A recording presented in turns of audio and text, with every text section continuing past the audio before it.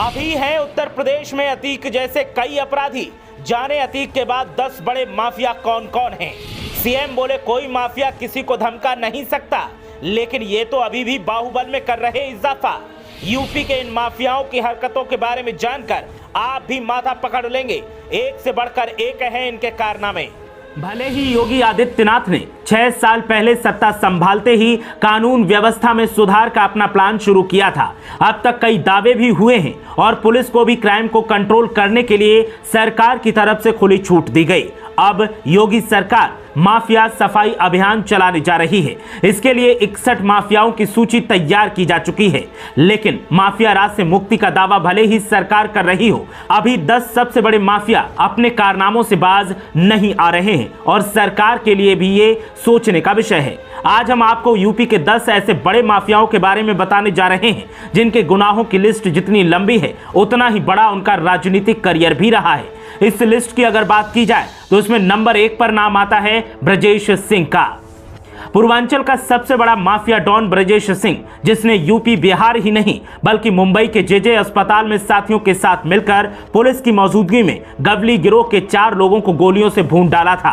ब्रजेश सिंह के ऊपर 41 मामले दर्ज थे, इनमें से 15 में वो बरी हो चुका है और 3 मुकदमों का ट्रायल चल रहा है। इसमें 2 मामलों पर पहले ही जमानत उसे मिल चुकी थी। वहीं एक अन्य मामले में अगस्त 2022 में उसे जमानत मिली थी। तभी 13 साल बाद ब्रजेश सिंह जेल से बाहर आया। दरअसल आरोप है कि उसने साल 2001 में गाजीपुर के मोहम्मदाबाद थाने क्षेत्र में मुख्तार अंसारी के काफिले पर हमला किया था। इस घटना को लेकर साल 2009 में दिल्ली पुलिस की स्पेशल सेल ने भुवनेश्वर से ब्रजेश सिंह को गिरफ्तार किया था। तभी से वो जेल में बंद था। वहीं जेल में बंद होने के बावजूद साल 2016 के एमएलसी चुनाव में निर्दलीय उम्मीदवार के तौर पर खुद ब्रजेश सिंह वाराणसी से मैदान में उतरा।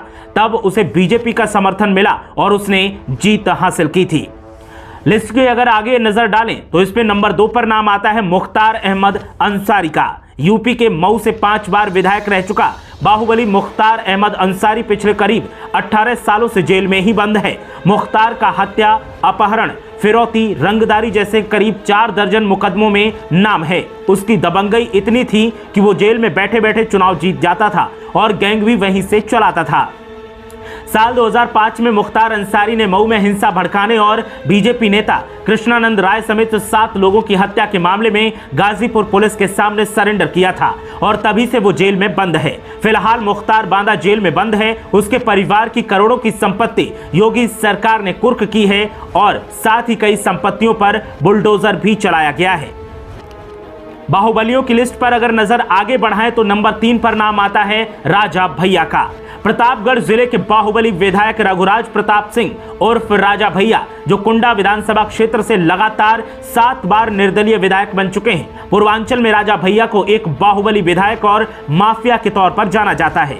राजा भैया के खिलाफ कुंडा के साथ साथ महेशगंज, प्रयागराज, रायबरेली के ऊंचाहार और लखनऊ में हत्या का प्रयास करने के समेत लूट, अपहरण, गबन, भ्रष्टाचार समेत अन्य कई संगीन धाराओं में 47 मुकदमे दर्ज हैं। हालांकि कुछ मुकदमों में राजा भैया को कोर्ट से तो राहत मिल चुकी है। बता दें कि साल 2003 में जब राजा भैया की कोठी पर छापा पड़ा था, तब उनके 600 बीघा के तालाब में जांच के दौरान कई नर कंकाल मिले थे। वहीं जब मायावती की यूपी में सरकार आती है, राजा भैया को जेल जाना पड़ता है।